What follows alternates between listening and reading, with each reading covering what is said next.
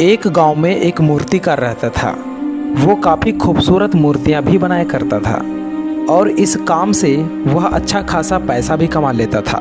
फिर उसे एक बेटा हुआ और उस बेटे ने बचपन से ही मूर्तियां बनानी शुरू कर दी। बेटा भी बहुत अच्छी मूर्तियां बनाया करता था और बाप अपने बेटे की कामयाबी पर खुश होता था, लेकिन हर बार अपने बेटे की मूर्तियों में कोई न कोई कमी निकाल ही दिया करता था और वो कहता था कि बहुत अच्छा किया है, लेकिन अगली बार इस कमी को दूर करने की कोशिश करना।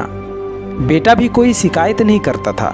वह अपनी बाप की सलाह पर अमल करके और मूर्तियों को बेहतर बनाया करता था और इसी लगातार सुधार की वजह से बेटे की मूर्तियां बाप से भी अच्छी बनने लगी।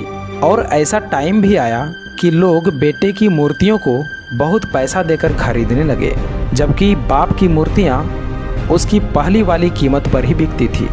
लेकिन बाप अभी भी बेटे की मूर्तियों में कमियां निकाल ही देता था, लेकिन बेटे को अब यह अच्छा नहीं लगता था और वो बिना मन के उन कमियों को एक्सेप्ट करता था, लेकिन फिर भी अपनी मूर्तियों में सुधार कर ही देता था।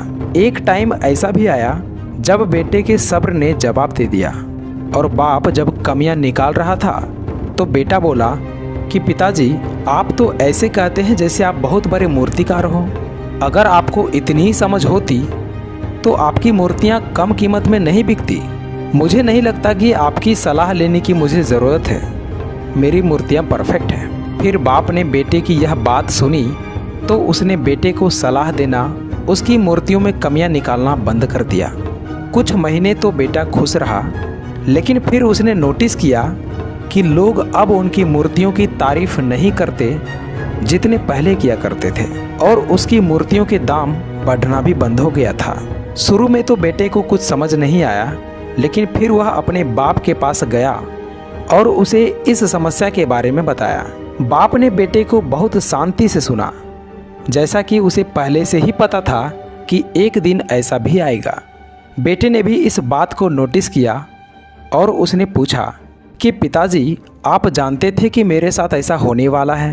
तो बाप ने कहा कि हाँ, क्योंकि आज से कई साल पहले मैं भी इस हालात से गुजर चुका हूँ।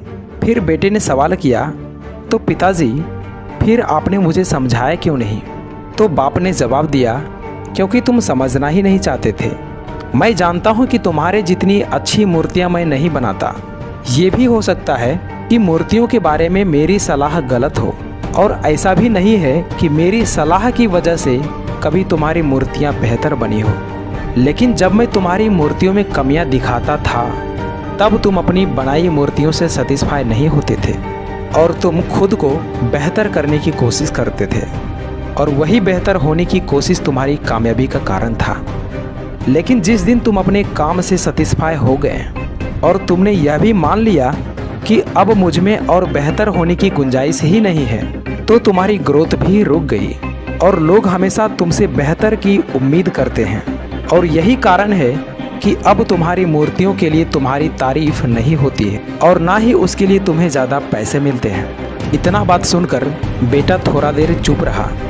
फिर उसने सवाल किया कि पिताजी, अब मुझे क्या करनी चाहिए? बाप ने सिर्फ एक लाइन में उत्तर दिया कि अनसेटिस्फाई होना सीख लो। ऐसा मान लो कि तुम में हमेशा बेहतर होने की गुंजाइश बाकी है। यही एक बात तुम्हें हमेशा आगे बढ़ने के लिए इंस्पायर करते रहेगी और तुम्हें हमेशा बेहतर बनाते रहेगी।